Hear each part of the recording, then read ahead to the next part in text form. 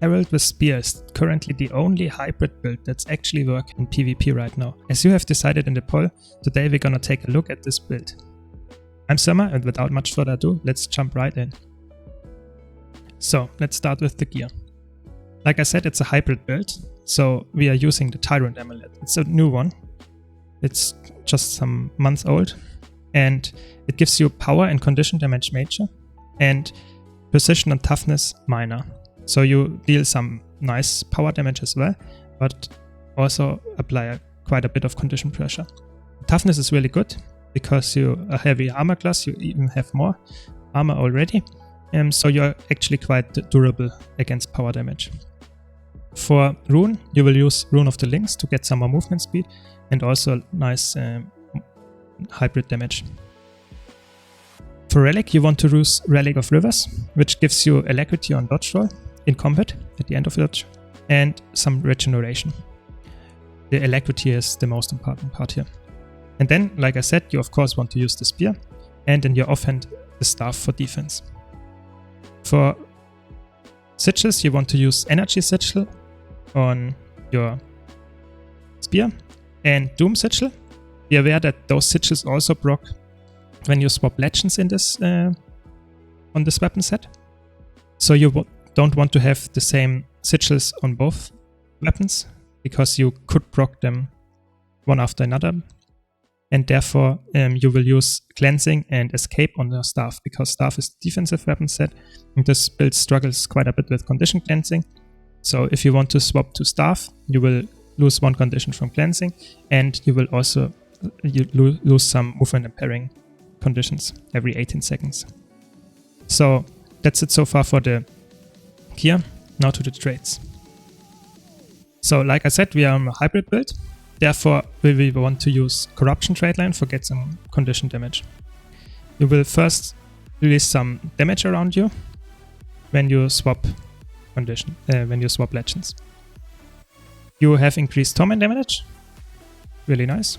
You get some more condition damage, that's actually quite a lot of condition damage, really good, just by using the straight line. Then every time you chill a foe, you also inflict torment. That's a good trait because you have quite a lot of chill. We will get to that in the skills section. And then all your damaging condition lasts 10% longer. Nice damage buff. And then the most, let's say, damaging trait in this trait line is Diabolic Inferno.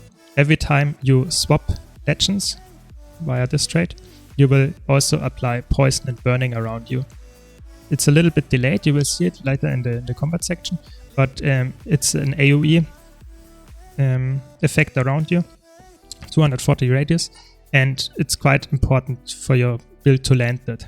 So be always aware when you swap legends to try to stand on the enemy. Then for, let's say, more damage in general and some really nice defense, you take Retribution. This trait is really underrated, gives you 25 increased endurance region passively, which can't be stolen or corrupted or whatever, so you always have it, not like Vigor. 25% more endurance region, so it lets you dodge 25% more often, which is really good in general, but it's also really good with the Rivers Relic because it will give you more alacrity access. Then you have this trait to give you some resolution. When you swap legends, 3 seconds, your legend swap is on a 9-second cooldown, so if you don't get corrupted, it's a 33% uptime, really good. Resolution is really good because it will decrease incoming condition damage. That's important because you don't have that many cleanses, like I said before, and if you have resolution, the damage you take from conditions is not that high anymore. So it's a defense layer. And then you get Vigor when you evade an attack. 3 seconds every 5 seconds, really strong because in PvP, of course, you want to avoid attacks all the time. And if you evade them, you get even Vigor to evade more. It's really strong. Like I said again, Relic of Rivers also really strong in the conjunction with this. Then every time you dodge, you get 2 seconds of resolution, also really good.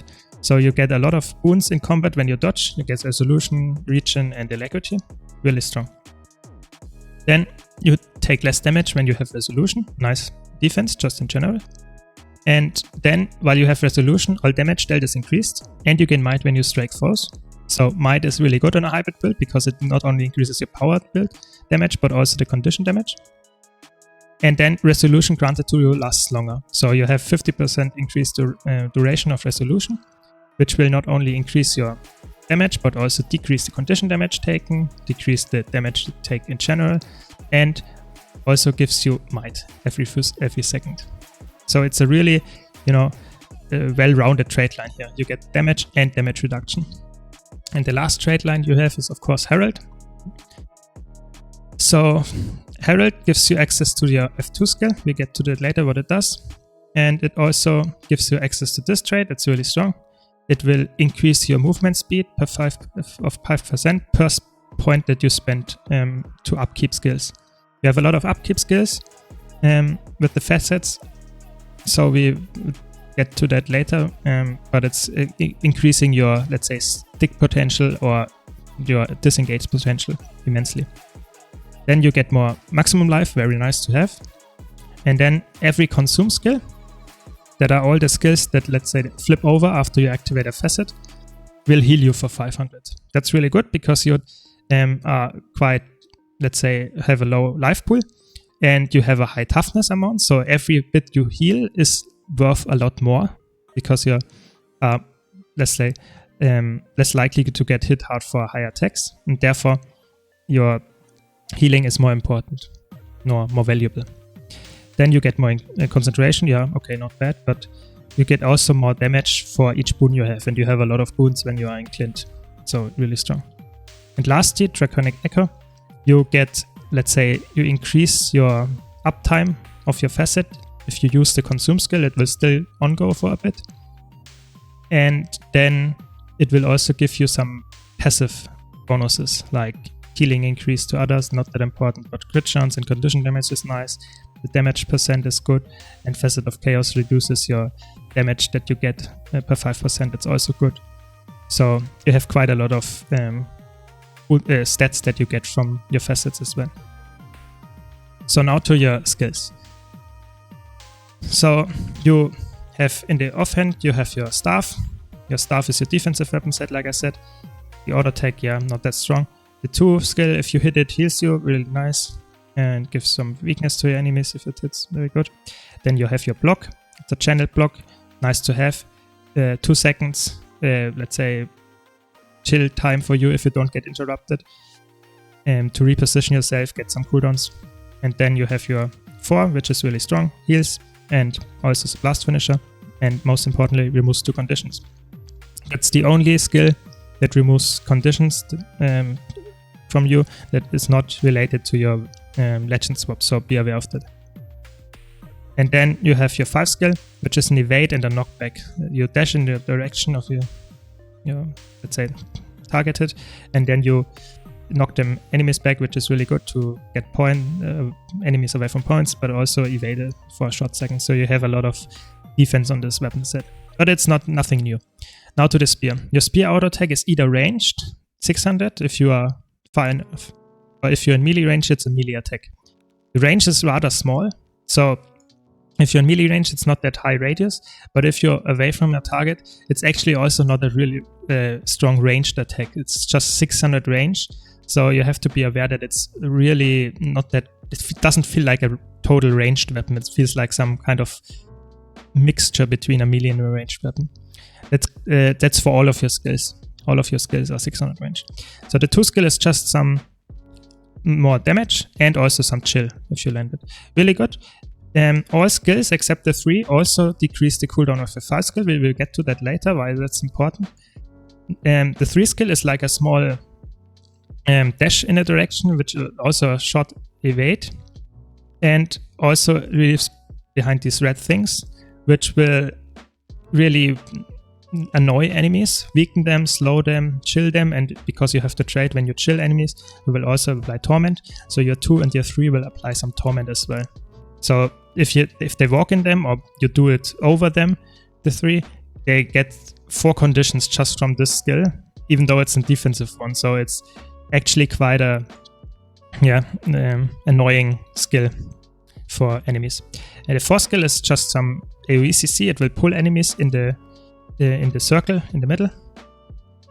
it will also poison them and chill them, which is really good because, like I said, chill will also apply torment, so some more damage, and your interrupt on this weapon set. And then your 5 skill, that's the bread and butter of this spear, is some kind of targeted field that will, let's say, damage after a short amount of time. And it will deal some heavy damage, some power damage, but also some torment damage. And it increases per stack of Crushing Abyss you have. And you get this every time you hit with the 5 skill. So you can have up to 3 stacks, and the stacks is really strong to increase your damage of the skill. And that's why it's important to use your other skills in conjunction with this, because they all will reset the cooldown of the skill. Not reset, but let's say recharge it a bit. And therefore you can spam it more often. So your combination is always to land a 5, then do some skills to reset another 5, and repeat this process. It's really strong, you have a lot of damage, and like I said, this weapon set has some heavy power damage included, even on the, let's say, hybrid. So you deal some power damage and a lot of condition damage as well. So that's why it's working so well with Tyrant Amulet. So for your F2 in Clint, it's just if you activate it, it's a little bit more boon duration.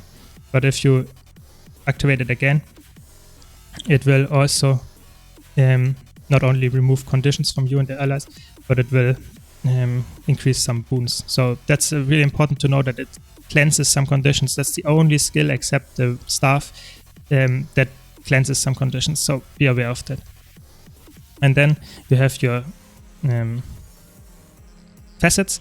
If they activate them once, like I did with my 8 here, but I can do it with other skills as well, they will cost some energy and will pulse some wounds around me and myself, of course. So the healing skill will give you regen, Facet of Darkness will give you fury, Facet of Elements will give you swiftness, Facet of Strength will give you might, and Facet of Chaos will give you protection. They all have upkeep costs depending on their strength. So if I activate my Facet of Chaos now, it will get way lower and will decrease my energy, which is really important to know.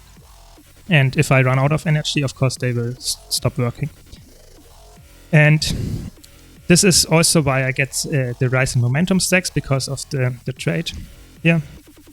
Every upkeep will give me movement speed, which will increase my movement speed drastically. So sometimes if you have so much movement speed upkeep that you can almost feel like you run around with super speed because of your rune choice of links and your upkeep skills and swiftness and whatsoever. If you now use a skill and use them again, it will go away. The passive effect will stay for a little bit because of the trait. And the Infuse Light is a really strong healing skill. It will, for 2 seconds, invert all incoming damage to healing. So you heal quite a lot if you use it at the right moment. Then you have your Stun Break on your Facet of Darkness. It will blind, reveal, and apply Vuln around you. But most importantly, like I said, it's a Stun Break. All consume skills will also heal by themselves for 500. And that's really good. So be aware of that, you have some healing potential there. The Elemental Blast is just some condition application and some pulsing damage, but it's nice to just put it on point and pull some damage to enemies and some crippling conditions like Chill and Torment. Your Burst of Strength will give you some damage buff after you use it, and some damage, but it's mostly for the damage buff that you use it. And then your Facet of Chaos, or the Chaotic Release, rather, is just some knockback when you use it, but it will also give some super speed to your allies. So be aware that you can use that really nicely. It will give some movement speed for yourself and some allies, but most importantly, the knockback is really strong in Conquest. You can knock players off point, even downed ones. Now to the Shiro Legend. So normally in a condition build you would probably run Malex, but like I said, you are not a condition build, you're a hybrid build. You want to do both types of damage deal. And Shiro is so good in PvP because it gives you so much, let's say, access to really important mobility skills. Because this build otherwise would lack some mobility, even though you have so much movement speed. So let's go through it.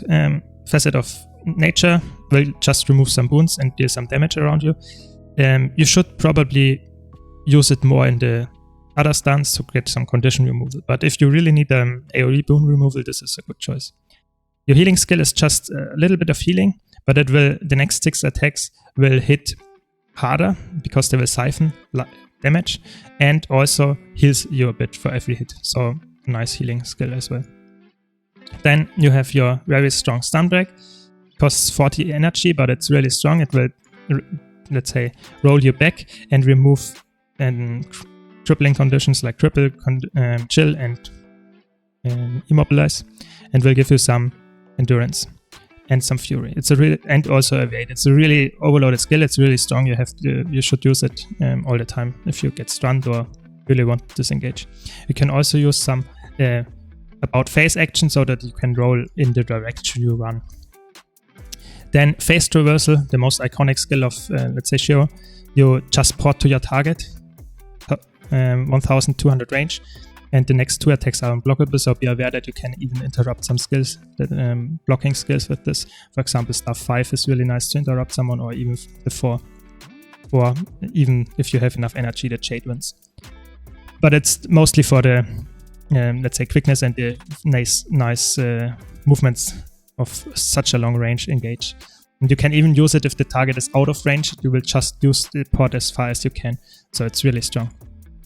And the 9 impossible odds will decrease your energy quite rapidly, but it will also increase your movement speed and your attacks get some follow-up strikes. So it's nice if you really want to have dash out a little bit more damage, but in general you should not keep that on all the time because it's so energy heavy.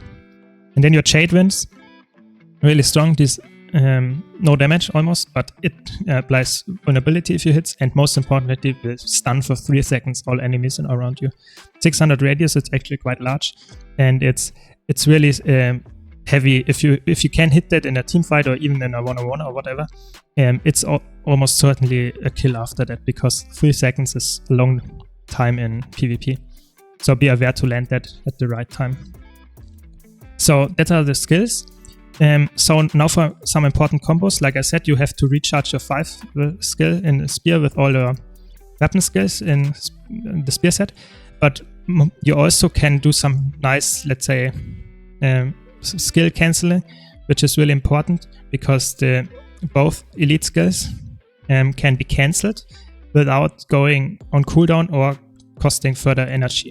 Therefore, you can bait dodges or, let's say, cancel the skill if you see that you won't land it. So if I cast it now, it will still look like it. I'm casting it, even though I did not cast it to the end, and people might dodge it. And then, of course, with your Facet of Chaos, you can also do it. So it plays the full Dragon Wing animation without going on full cooldown. And you can use it after that as well. That's really strong. So be aware that you can do this. And you have to also know which skills are instantly activatable of your facets and which are not. For example, all your, let's say, facets can be activated in the first time without any cast, except the healing skill. The healing skill has a cast time when you activate it. So every other skill will have some, will not have a cast time. And then of course, your Facet of Chaos, the chaotic release, has a cast time when you do it again. Then Burst of Strength also has some cast time, of course, because it's a hit. And the Elemental Blast also has a cast time. But the Gaze of Darkness and Infused Light don't have a cast time, so you can use both of them when you are stunned, which is really important to know, of course. I mean, the Gaze of Darkness is a stun break, yeah, makes sense.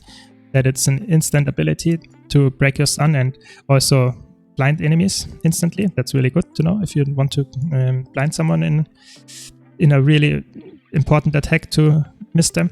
But it's also important to know that you can be, let's say, not be interrupted when you want to use Infused Light. So if you get CC chained, you can still use Infused Light if you have the Facet of Light activated before.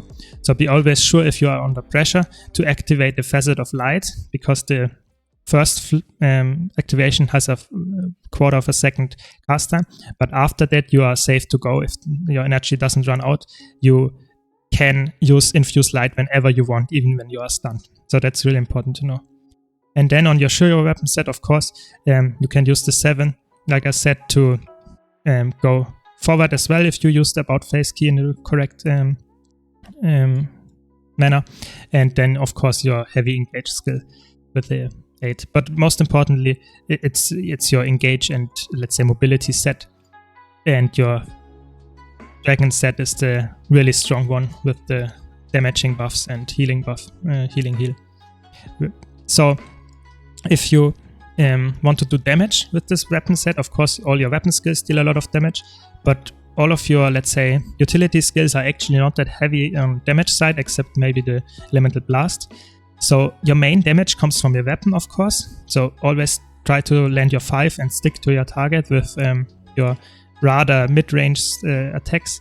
But most importantly, your damage, that's the major thing here, comes from Diabolic Inferno as well. So always try to stick to your target when you want to do the damage, because your weapons, let's say your legend swap, is not tellable, you know, so it's not, you can't dodge the legend swap in the case, because people, it's instant, so you can't get interrupted. Even if you're CC'd or whatever, you can't get interrupted.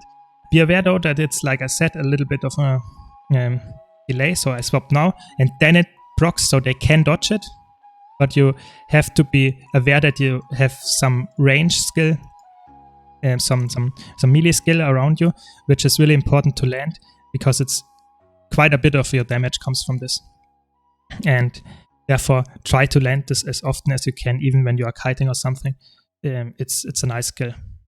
And then, of course, you want to stack your 5 skill up. Again, like you see, if I use all my weapon skills now, you get some cooldown reduction and apply some heavy conditions as well. So it's a really well-rounded build. If you enjoyed this video, be sure to leave a like. And if you want to see more guides or content like this, don't forget to subscribe. Thanks a lot for watching. See you in the next video.